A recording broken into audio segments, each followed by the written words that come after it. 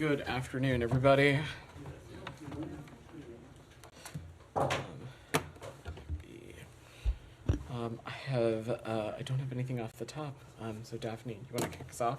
Yeah, thank you so much. Yeah. Prime Minister Netanyahu said today that Israel will carry out an operation against Hamas in Rafah, regardless of whether or not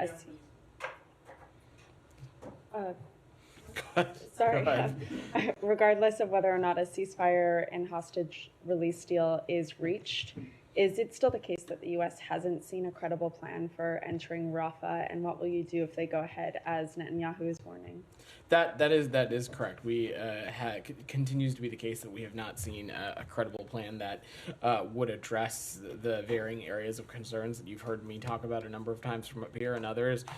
Primarily, the ability to address the serious humanitarian concerns surrounding. Again, Rafah is a region with more than 1 million people seeking refuge. It's an area that continues to be an important conduit for humanitarian aid as well as a safe departure for foreign nationals. And so, any kind of operation that does not address some of these key concerns would certainly be opposed by us. I'm not going to get into any hypotheticals, but this is something we're continuing to engage with our partners in Israel. Conversations continue to be happening at all levels, and we'll continue to press forward on those conversations and asking for what their plans may or may not be as it pertains to Rafah. And are you concerned that this warning that they would go ahead with whether or not a ceasefire and hostage deal is reached could derail hostage talks?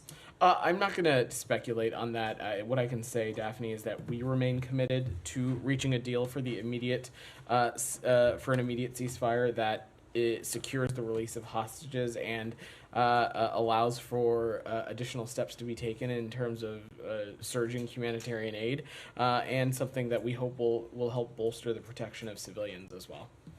Follow up on that? Yeah, Israel's track record in heeding to the U.S. Statements or calls could be arguably not great. What gives you confidence, or what makes you think that Israel would in fact listen and hear your calls not to going to Rafah? I dispute with the premise of that a little bit, Leon. Over the course of this conflict, there have been a number of endeavors in which the United States has pressed for that we have seen our partners in Israel undertake, dating back to the beginning of this conflict, even in the early days of this conversation that we were having around humanitarian aid. We also continue to see steps being taken as it relates to their cooperation on a number of other lines of efforts in the humanitarian aid space. But both, look, when it comes to humanitarian aid, when it comes to the protection of civilians, and when it comes to a potential operation in Rafah, our answer continues to be we need to see more. We need to see more steps being taken. And as it relates to an operation in Rafah, we have yet to see a credible plan that would address the underlying concerns that I laid out to Daphne. Olivia, go ahead. Yeah. Just because the secretary was also asked about this not long ago, he said that the U.S. views on this were well known, but he didn't address part of the question that whether Israel had in fact committed to present a military and humanitarian plan. So absent the plans themselves, has there been a formal commitment from the Israeli government to present those plans before launching any ground invasion? I'm not going to be a spokesperson for the government of Israel. Through the strategic consultative group that you have seen National Security Advisor Sullivan and Secretary Blinken undertake their consultations with counterparts in Israel, discussions at those levels and through other interlocutors as part of those engagements. Those conversations are ongoing. As the Secretary said, the United States position on this could not be clearer. For how long we've been talking about this, we have expressed our serious concern about any kind of operation that does not address some of these key pieces, and will continue to stress and raise these very important issues. Thank you. I mean, I totally appreciate not asking you for the Israeli perspective on this, only whether the U.S. has actually received a commitment from the government to have formal plans presented prior to any invasion. I'm just not going to speak to further specificity about this process. I have two others on the region. Mind if I jump to Jillian, who's that, and then I'm sure we'll get to everybody. Go ahead. I'm just wondering if State has any comment or any information, anything today on the anti-Israel protests across, you know, the nation now, really going from California all the way to New York. But a lot of these student protesters are accusing the Biden administration of being complicit in genocide. Wondering if you guys, if Sure. diplomatically, foreign policy wise, you guys have Yeah, so I've spent a number of the last few daily press briefings talking about this, and I'm happy to reiterate what I said before. First, I will echo what the secretary said in talking to one of your colleagues on the margins of his trip to Beijing. Demonstrations, I should say, expressing your opinion about any kind of government action, expressing your opinion about foreign policy, exercising your First Amendment right. None of those things are problematic or anti-Semitic or Islamophobic in their own right. It is when those things are coupled with the use of certain language and rhetoric and insults that we have seen and have been part of some of these demonstrations. Beyond that, those kinds of things, of course, we would condemn and take issue with. But we believe that every American has every right to express their points of view, to exercise their First Amendment right. When it comes to policies that are that as it relate to any particular campus, those campus officials are better suited to speak to those policies that they have in place, both in terms of dealing with expressions of First Amendment rights or otherwise. I'm not in a space to speak to that. But of course, everyone has every right to make their point of view heard. And from our perspective, across this administration, we've made clear that we insist that these happen in a peaceful, nonviolent manner. And any kinds of these demonstrations, when they are paired with or coupled with rhetoric, language that is anti-Semitic, Islamophobic, essentially insults or targets someone for just who they are, that's deeply problematic. quick follow-up. One Yeah. thing that's kind of new, Yeah. as far as I'm aware, is you're seeing regimes now like the Iranian regime. China started to weigh in, the governments, and criticize the Biden administration's response to these protests. We saw overnight the Chinese saying that the way, I don't know, the U.S. government is responding is violating these students' rights. Do you have a comment on So, the adversaries Look, using the opportunity to the criticize? policies and procedures as it relates to demonstrations, protesting, things like that that may or may not exist on a particular college campus or may not exist in a particular town, city, or municipality. It is certainly not in the remit of the State Department, so I am not going to even delve into that. There's Isn't other it agencies that are hypocritical, better suited to speak to that. But what I can say broadly, we of course support anybody to be able to express themselves and to exercise their First Amendment rights.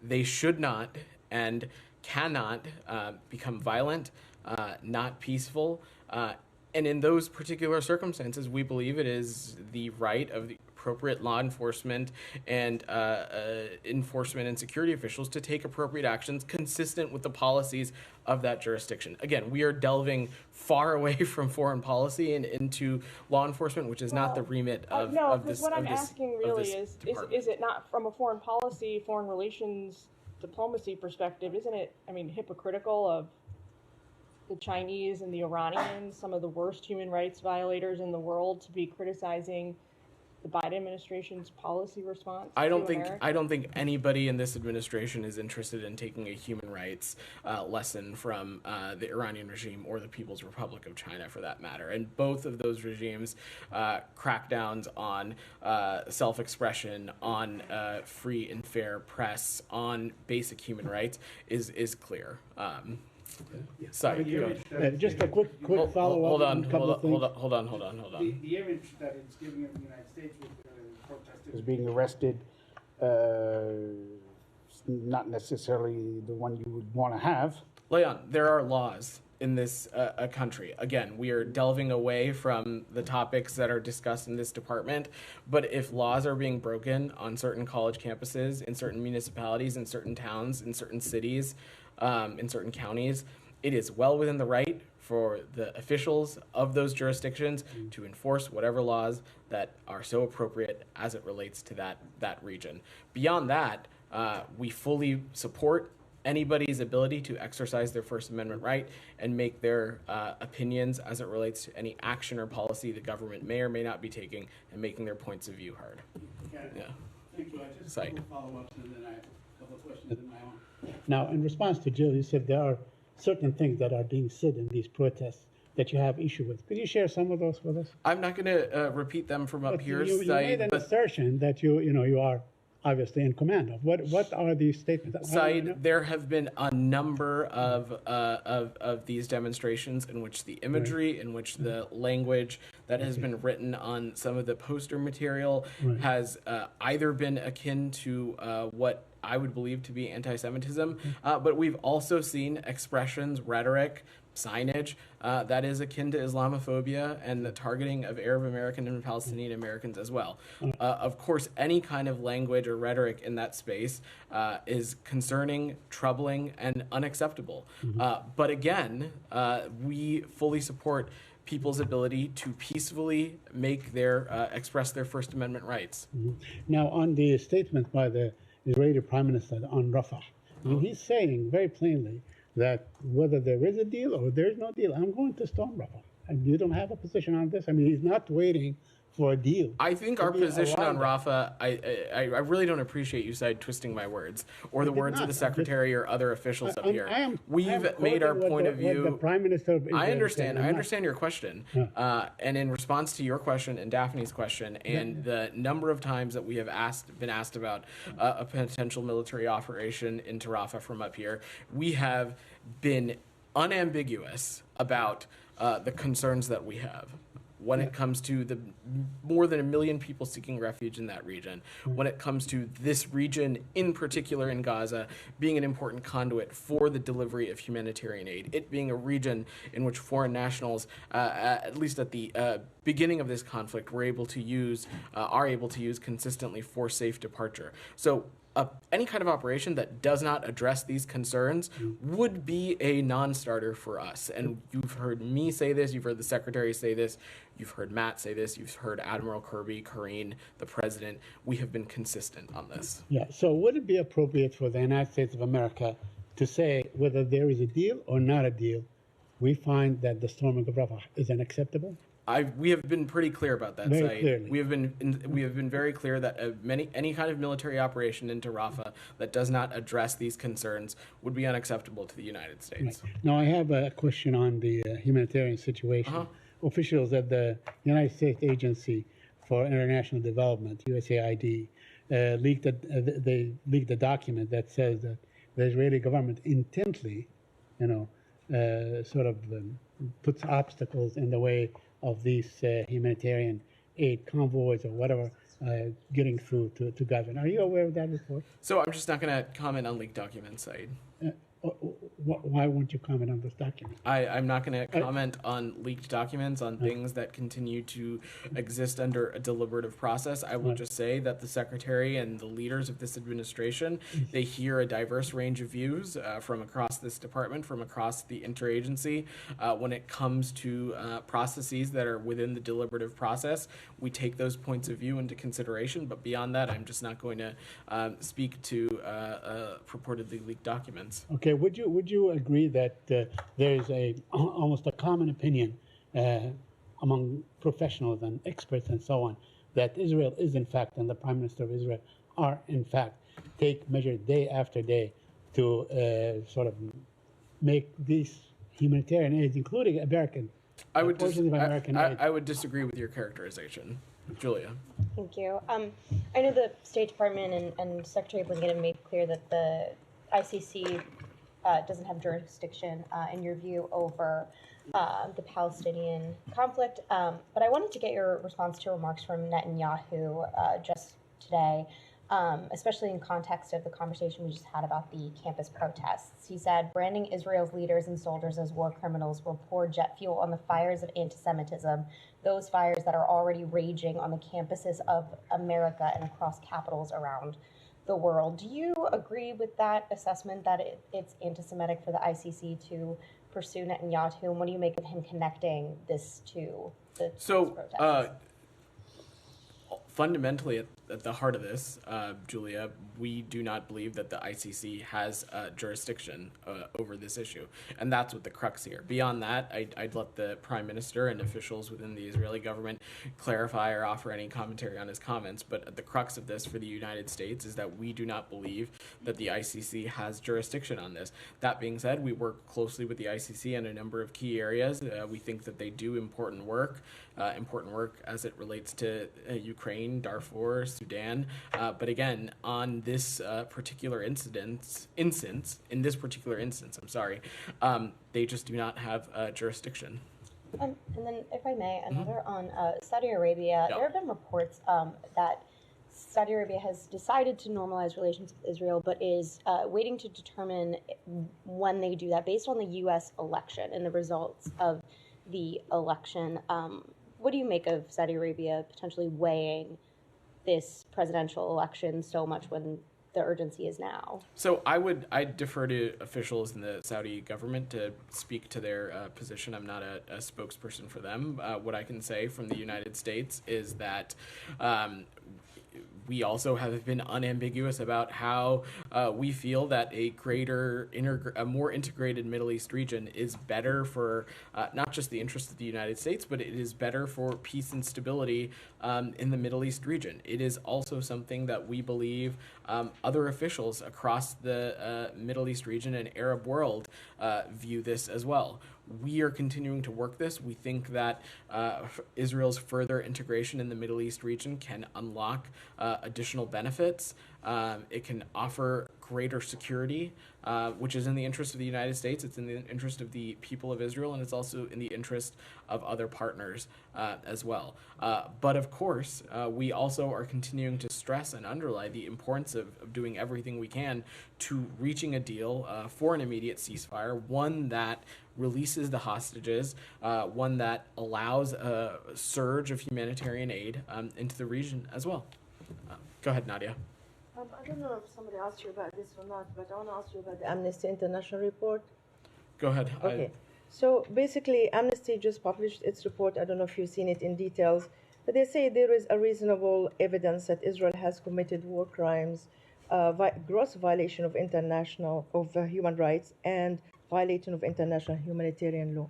I'm just wondering, I mean, with something as serious as this from a very reputable organization that normally use it to talk about rogue states, etc., when they finding and they publish their reports, why the State Department still now has not published anything to either contradict or to support other human rights organizations being talking about what's happening in Gaza? So first, I've not seen that specific report, Nadia, but I think you were in the briefing room just about a week and a half ago, in which we when we unveiled the 2024 Human Rights Report, in which there was in fact a section outlining Israel and the Palestinian territories. When it comes to the current conflict in Gaza, and I've spent a number of days talking about this, we are continuing to assess what is happening on the ground. We have a number of tools at our disposal to look into what is happening on the ground, and if required, hold appropriate and relevant parties accountable. You've heard us talk a great deal in this briefing room about Leahy. You've heard us talk a great deal in this briefing room about the Churg process.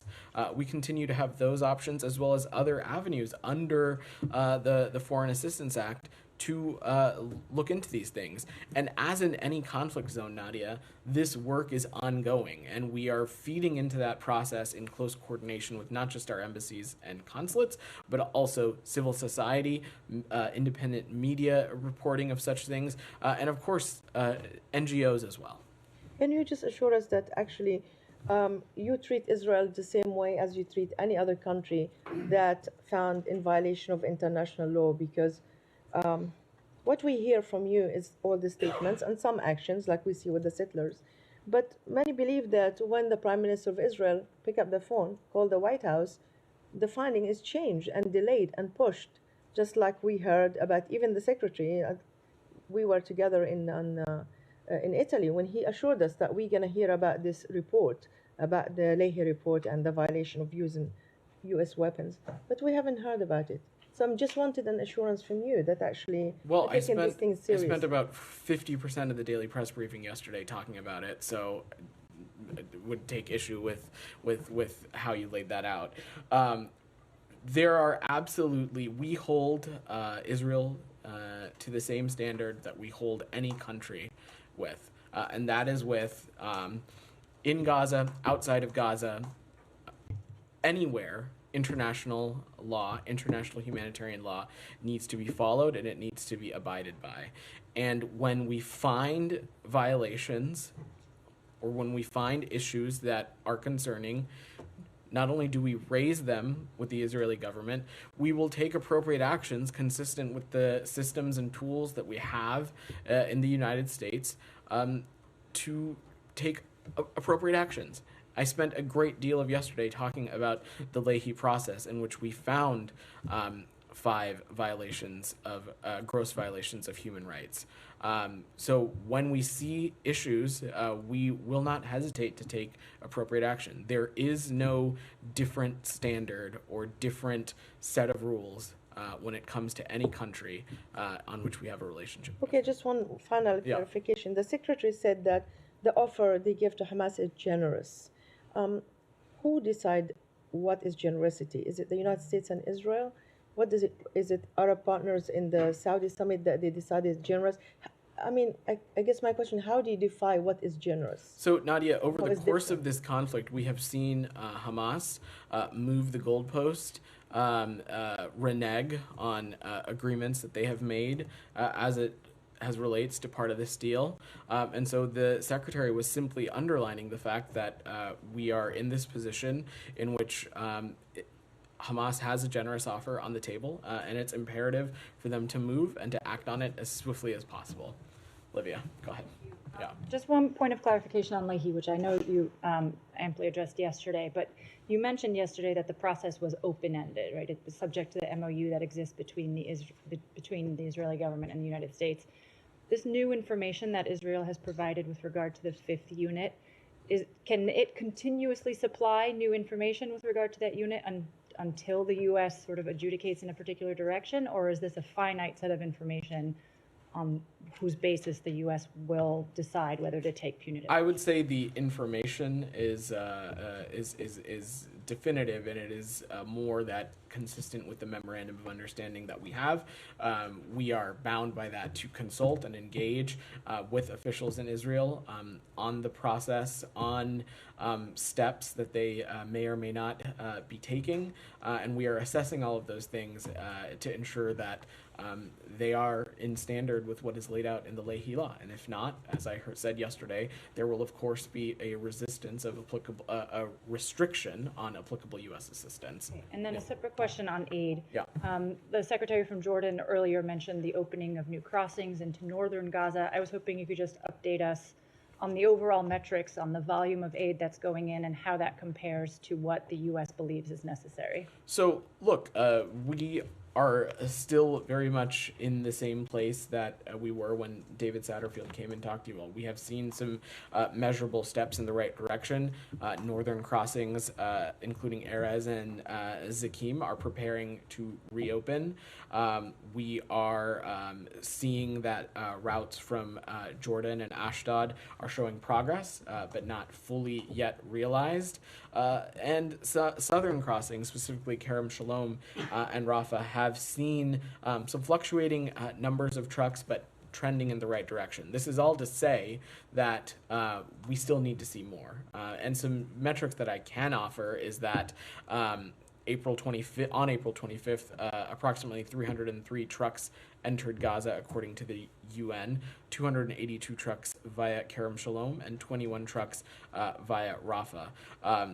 That is not nearly enough, but it is a step in the right direction. We want to continue to see more. I know also we spend a lot of time up here talking about trucks and their inflows and outflows, possibly because it might be the most digestible metric out there it is when they're talking about this issue. But ultimately, when we talk about humanitarian aid, it is great to see trucks enter Gaza. It is even better when the humanitarian aid that enters Gaza is getting to the Palestinian people, to Palestinian civilians who need it. And we will continue to work closely with the government of Egypt, government of Jordan, government of Israel, and relevant NGO partners, including the United Nations, to ensure that that final step is happening and it's getting to the places it needs to go.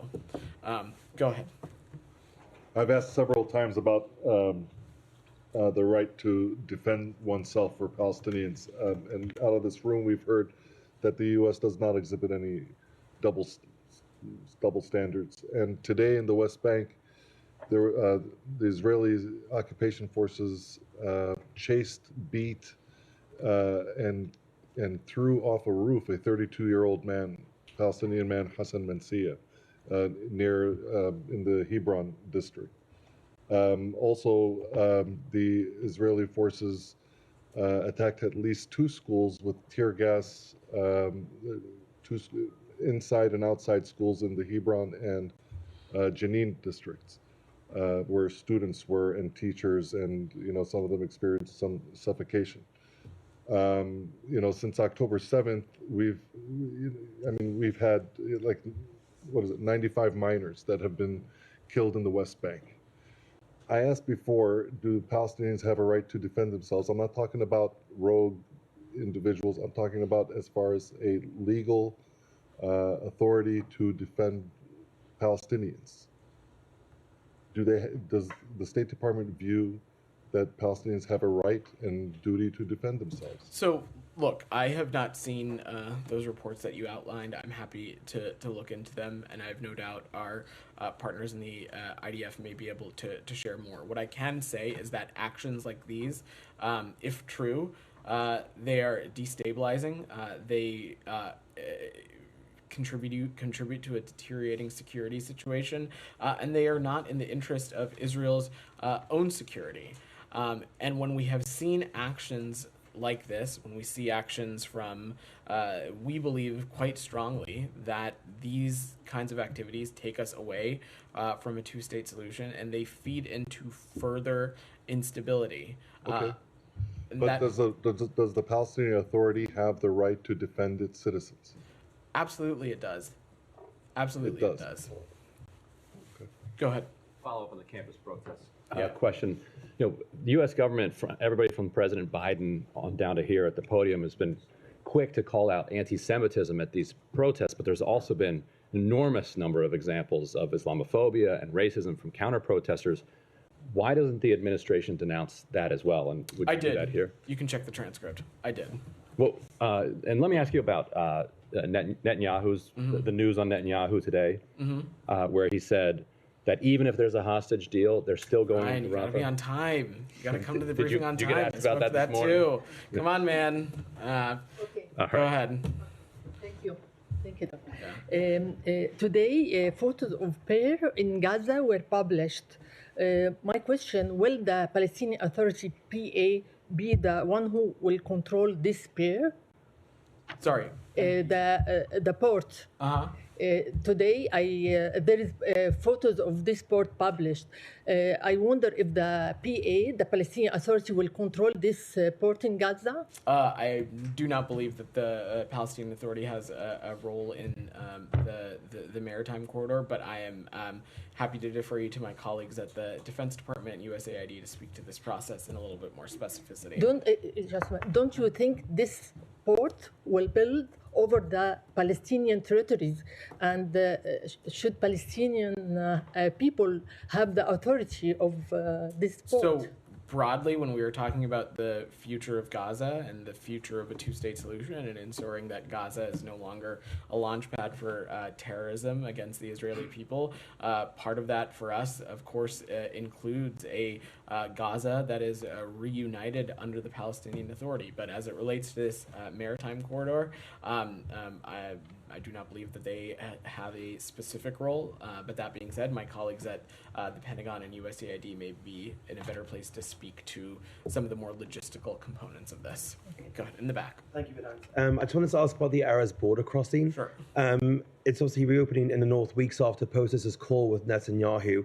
What should we read into the timing of this opening, considering that Blinken is now there to request more aid and also this ceasefire deal hangs in the balance? I would not read anything into the timing of this beyond us just stressing again that all of these things need to happen as swiftly as possible. But we also fully understand that there may be steps that need to be taken in when factoring in vetting, safety, other things as it relates to crossings that are used for the inflow of aid.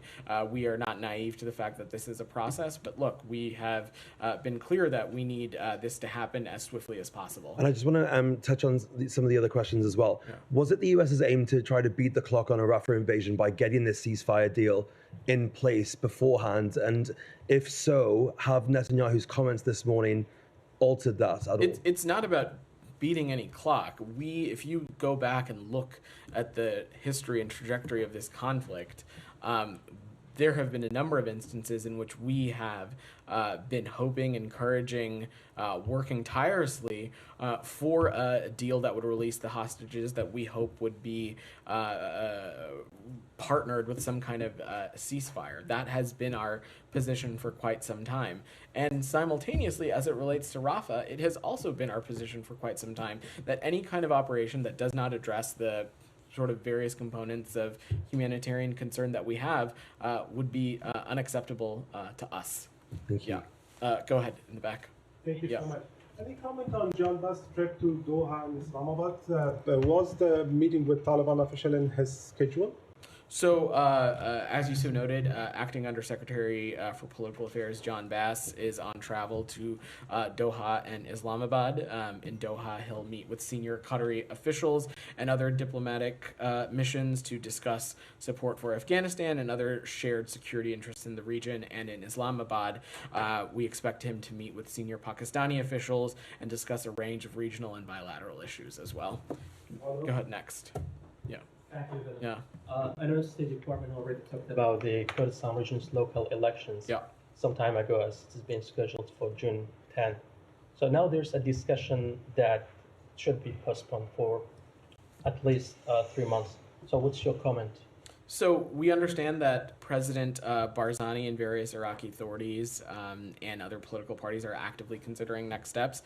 From our point of view, we would encourage them to schedule free, fair, and timely elections, and we hope that process takes place. But I don't have anything to offer beyond that. Geeta, go ahead. Thank you, Vedant. I have Yeah. two questions on two separate topics. Great.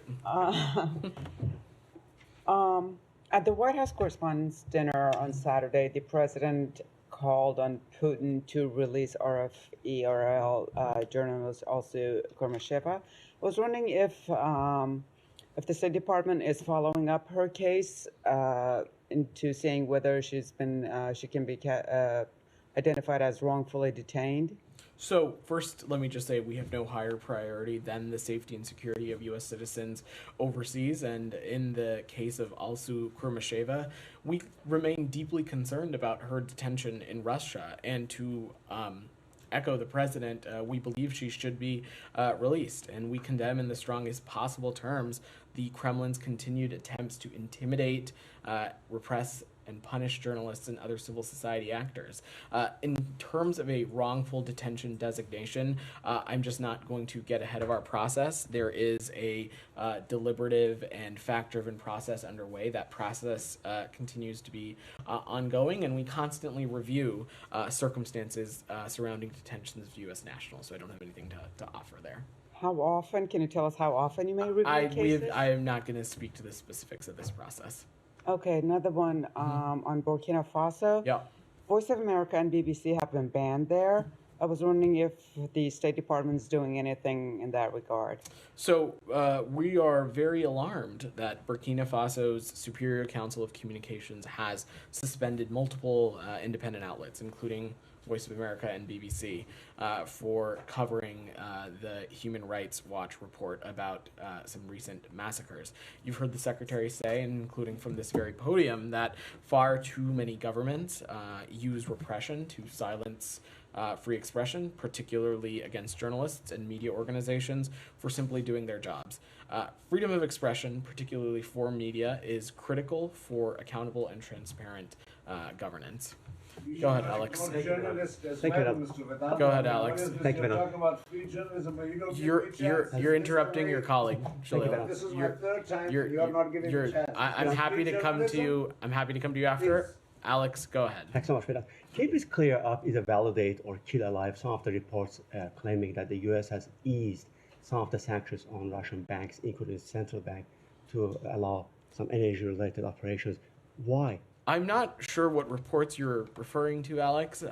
What I can just say broadly, though, is that when it comes to our efforts to hold the Russian Federation accountable for its infringement on the territorial integrity and sovereignty of our Ukrainian partners, we have not taken our foot off the gas going back to February of 2022 since this invasion occurred, and we will continue to take steps both to continue to support our Ukrainian partners, but also through sanctions, export controls, and other measures, hold the Russian Federation accountable. So there is no shift at all? There is no policy shift at all. Thank you. And Poland today handed official request to the United States to host nuclear weapons in Poland. Do you have any reaction? I don't have any comment for you on that. I'm sure my colleagues at the Pentagon can speak to that greater. Sure, thanks so much. And final topic on Armenia, Azerbaijan. Secretary spoke with both leaders over the weekend. Any reason to why he called this? Any like intel or any concern did he want to convey? And separately on Azerbaijan on human rights, portion of the discussion was about human rights. But hours after that call, Azerbaijan arrested another civil society leader. So how much is it the reflection of functional relationship? So first, let me just say, Alex, it should come to no surprise to you that this is an area of the world that the Secretary himself is personally deeply engaged on. And over the course of his time as Secretary, he has had regular engagements at regular intervals with both of these countries. And our engagements with both of them are ongoing. And we continue to believe that a peace is possible here. And that's something that we're going to continue to work towards. On the second question that you raised, we are deeply troubled by the continuing arrests of members of Azerbaijani civil society, most recently Anar Mammadali, and we urge the Azerbaijani government to immediately release all individuals who are unjustly detained. Jalil, go ahead. Thank you very much, Mr. Vedant, and thank you very much, State Department, for bearing with these 9 years. Just one question, and then if you allow me, I'll ask another question. How do you feel when journalists here are friends with the same podium people from the U.S. since last 2 decades, and you guys, this administration, since last 2 years, if a journalist doesn't agree with you, you just ignore them? I mean, this is the beauty of this newsroom. This is the beauty of this press room. Why you guys not feel bad to be treating somebody like this? Like, what's the reason? I'm sorry, who are we treating in what way? I'm talking about this gentleman right here. Since last 2 years. Did something happen to you? Sir, I feel very ignored. I ask one question and you pass me. I don't get First of all, it is never a guarantee that everyone gets a question every day. We try our best to get to everybody, but sometimes we're dealing with the confines of time. And I will just say, Jalil, in my time up here, and Matt's time, and Ned's time, we have taken questions from you pretty regularly. Yeah, I don't agree, but anyway, Rabia, thank you go very ahead. much. I just have a question about. You just used your one question, so I'm gonna move on now. Go ahead. I had a follow-up question on Kabul expansionism. The Undersecretary is going there. The region has terrorism going on. Then you should ask that question, Jalil. Then half of Afghanistan is under no education for girls. The Undersecretary is going. How do you feel talking to a nation where terrorism is once again growing up? Today in Kabul, 6 people were killed. Every week there is terrorism. Why is the undersecretary holding talks with the Taliban if the girls do not have education? And what's your interest there? So let me just say a couple things. First, I will just, since you've gotten us way off topic, if you have a question, you should ask a question, not waste your colleagues' time about other things. Secondly, I'm not aware of any travel to Afghanistan by any undersecretary, but let me just say that when it comes to our engagements with the Taliban, we engage when it is in the United States' interest to do so. This is the best way to not just protect U.S. national interests, but also support the Afghan people. Engagement allows us to speak directly with the Taliban, and it's an opportunity for us to continue to press for the immediate and unconditional release of U.S. nationals in Afghanistan, including those who we have determined to be wrongfully detained. We'll also use those opportunities to directly talk about the Taliban's commitments to counterterrorism. And of course, as always, human rights is also on the agenda. Rabia, Thank you very go much. ahead. Thank you very much. Do you have anything on the talks between Turkey and the U.S. U.S. energy firm ExxonMobil? A Turkish energy minister said that they are interested in diversifying Turkey's national gas supplies. What is your comment on this? And was this, a topic of discussion between the two countries? So I don't have any more specifics to offer as it relates to the Secretary's engagement with Foreign Minister Fidan, but let me just say I've seen those public reports, and I'm not going to offer anything additional on potential commercial negotiations. But from our vantage point, we would encourage any country to diversify its energy supply and curb dependence on Russian energy. And to just broaden the aperture a little bit, Turkey has played a very important role as the host of the Southern Gas Corridor in helping diversify European energy supplies and European gas supplies away from dependence on Russia. And as the host of multiple LNG liquefaction facilities, which have received a lot of American LNG since the beginning of Russia's full-scale invasion in Ukraine. Can I have a quick one on Middle East? Sure. Do you have any comment on the Hamas and Fatah leaders meeting in Beijing at the invitation of China? What is your comment on dialogue between Hamas So and our message on this has been what it was since October 7th. If any country purports to have influence or relationships with Hamas, the message is quite clear. Release every single hostage, and it can no longer be business as usual. They should call on Hamas to lay down their arms, and that is the best and fastest way to get us where we need to be. Taka, go ahead. So the family of the Japanese nationals abducted by North Korea met state officials this morning. Do you have any detail about the meeting? Who met the families? And how did you describe the meeting? So I'm happy to check if there's any specific officials that we can share, but the U.S. stands with the long-suffering relatives of Japanese abductees, and we continue to urge the DPRK to right this historic wrong and provide full accounting of those that remain missing. And we don't have any other meetings on this to announce at this time. Details? I'm happy to check some more specifics, but I don't have anything for you. Go ahead, DR. Thank you, Vedan. You talked about the Kurdistan region's election, but I need a clarification on that. What do you mean when you say that you encourage them to schedule a free and fair election? Because it's already been scheduled for June 10th. Does the U.S. support rescheduling that election?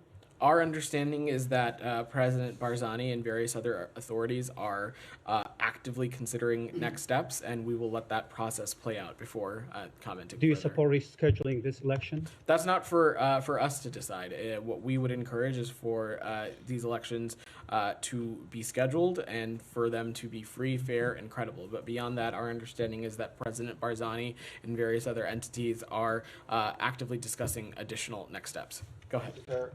Pakistani ambassador in Washington, D.C., Sardar Masood Khan, recently talked about the importance of Pakistan-U.S. security cooperation and the need to bolster Pakistan's defense capabilities due to regional challenges. Do you have any something to tell us what kind of strategies or initiatives both of our countries are working out to enhance security cooperation? Yeah, so the United States and Pakistan have a shared interest in combating threats to regional security, and we support Pakistan's efforts to combat terrorism and ensure the safety and security of its citizens in a manner that promotes the rule of law and protection of human rights.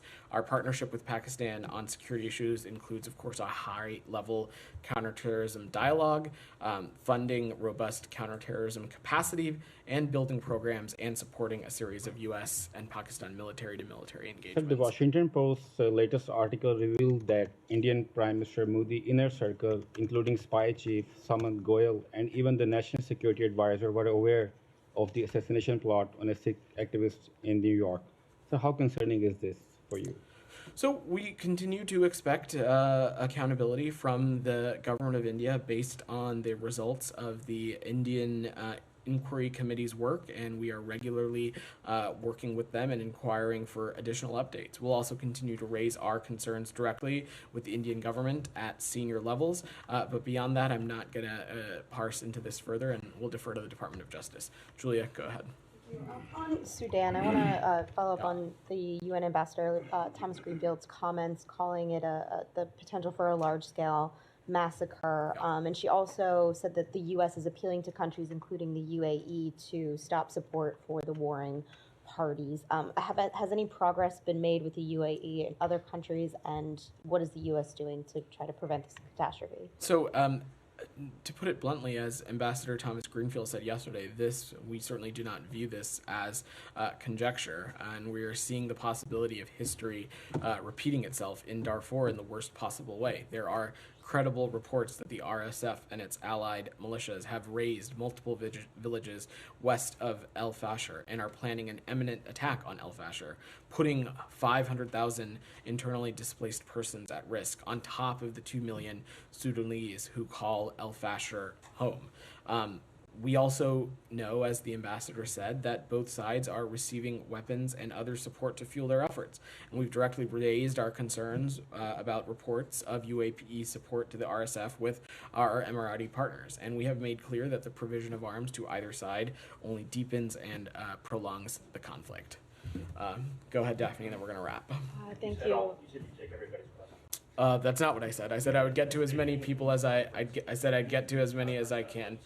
Go ahead, Daphne. The Philippines today said a Coast Guard ship and a fisheries vessel were damaged by water cannons used by Chinese Coast Guard ships. This comes right after Blinken's trip to China. Do you have any comments on this? So the repeated harassment of Philippine vessels near Scarborough Reef is detrimental to regional peace and stability. And our belief is that the Chinese Coast Guard installation of these barriers also endangers Philippine fisher folks' livelihoods and prevents them from exercising their legal rights to fish in those waters. These are rights that were set out in 2016 in a final and legally binding judgment in the Philippines-China arbitration brought to the 1982 Law of the Sea Convention. And consistently, and this is something that the Secretary made clear on his travels as well, is that we urge the PRC to respect the navigational rights and freedoms guaranteed to all states under international law. All right, thanks everybody. Thank you.